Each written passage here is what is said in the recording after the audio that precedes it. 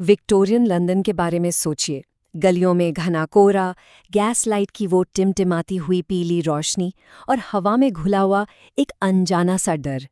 एक ऐसा डर जिसने पूरे शहर को अपनी गिरफ्त में ले लिया था।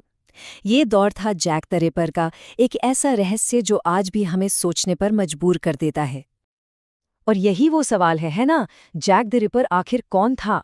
एक सदी से भी ज्यादा समय से इतिहासकार, जासूस और आम लोग सब इसी सवाल में उलझे हुए हैं।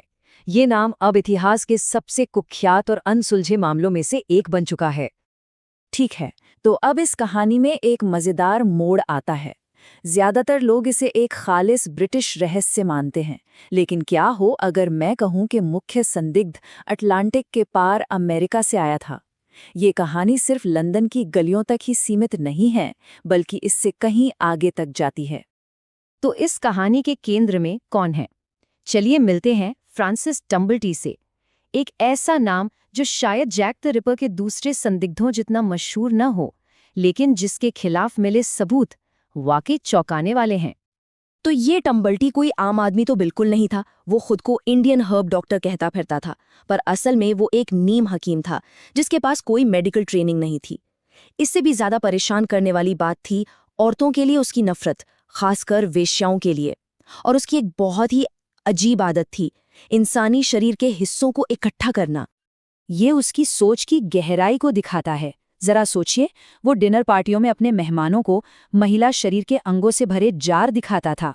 ये सिर्फ एक अजीब शौक नहीं था, ये एक गहरी और बहुत ही परेशान करने वाली सनक थी। अच्छा, टम्बलटी को ठीक से समझने के लिए हमें उस जगह को समझना होगा जहां ये सारे भयानक अपराध हुए थे। तो चलिए चलते हैं व्हाइट चैपल की दुनिया में, जहां आतंक ने अपनी जड़ें जमा ली थी। 1888 का व्हाइट चैपल वो मायूसी का ही दूसरा नाम था।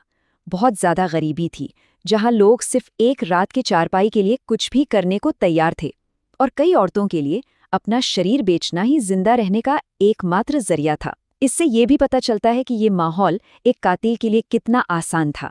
यहाँ शिकार आसानी से मिल जाते थे और पकड़े जाने का खतरा बहुत ही कम था। और फिर कत्ल का वो सिलसिला शुरू हुआ। कुछ ही हफ्तों के अंदर एक के बाद एक महिलाओं की बेरहमी से हत्या कर दी गई। हर कत्ल पहले से ज्यादा खौफनाक होता जा रहा था। ये सिर्फ हत्या नहीं थी, ये एक तरह का संदेश था, और पूरा लंदन दहशत में जी रहा था। इसी दहशत के बीच एक ऐसी चीज हुई जिसने इस गुमनाम कातिल को हमेशा के लिए एक पहचान दे दी। और ये पहचान पुलिस की जांच से नहीं, बल्कि मीडिया के जरिए सामने आई। लंदन की एक न्यूज एजेंसी को लाल स्याही में लिखा एक खत मिला। ये डियर बॉस से शुरू होता था और इसमें हत्याओं का मजाक उड़ाया गया था। और आखिर में एक नाम था जिसने इतिहास बदल दिया, जैक द रिपर। यहीं से इस शैतान को उसका मशहूर नाम मिला। लेकिन सवाल ये है कि क्या ये खत सच में कातिल ने लिखा था? इस पर बहस आज भी होती है। कुछ लोग मानते हैं कि ये असली था, क्योंकि इसमें अगली शिकार के कान काटने की बात लिखी थी, और कैथरीन एडोवेस के साथ ठीक वैसा ही हुआ। दूसरी तरफ एक पत्रकार ने बाद में दावा किया कि ये खत तो उसने अखबार की बिक्री बढ़ाने के लिए लिखा था। सच जो भी हो, इस खत ने मामले को हमेशा के लिए बदल कर रख दिया। चलिए वापस फ्रांसिस टम्बलटी पर आते हैं। जैसे जैसे हत्याओं की जांच आगे बढ़ी, पुलिस और जनता की नजरें इस अजीब अमेरिकी डॉक्टर पर टिकने लगी, और फिर एक ऐसा सुराग मिला जो शायद सब कुछ बदल सकता था। हाँ, ये सारे सबूत सीधे तौर पर कुछ साबित नहीं करते थे, लेकिन जब इन सबको एक साथ देखा जाता है तो एक बहुत ही मजबूत तस्वीर बनती है। टम्बलटी ठीक उसी वक्त लंदन में था जब हत्याएं हुईं। जब वो चला गया तो हत्याएं रुक गईं। वो सारे क्राइम सीन के बहुत करीब रहता था, और सबसे अहम बात, वो आखिरी हत्या के ठीक बाद शहर छोड़कर भाग गया। ये सब सिर्फ एक इत्तेफाक तो नहीं हो सकता। लेकिन कहानी यहीं खत्म नहीं होती। टम्बलटी भागने में तो कामयाब रहा, लेकिन मौत से नहीं। और उसकी मौत के बाद उसके सामान में कुछ ऐसा मिला जो इस पूरे मामले पर एक नई रोशनी डालता है। जब सेंट लुइस में उसकी मौत हुई तो उसके निजी सामान की तलाशी ली गई, और उन चीजों के बीच एक छोटी साधारण सी वस्तु थी जो शायद इस रहस्य की सबसे बड़ी कड़ी साबित हो सकती है। वो चीज थी एक सादी सी पीतल की अंगूठी। पहली नजर में तो ये एक मामूली सी चीज लगती है, जैसे पर्दे टांगने वाला कोई छल्ला, लेकिन इसका मतलब बहुत गहरा था। और यहीं आकर ये पूरा मामला एकदम से बहुत संगीन हो जाता है। ये ठीक वैसी ही अंगूठी थी जैसी रिपर की दूसरी शिकार एनी चैपमैन की उंगली से चुराई गई थी। कातिल ने जो अकेली निशानी अपने पास रखी थी, वो सालों बाद मुख्य संदिग्ध के समान में मिली। टम्बलटी के खिलाफ सबूत काफी मजबूत हैं, लेकिन जैक द रिपर का मामला इतना सीधा साधा है नहीं।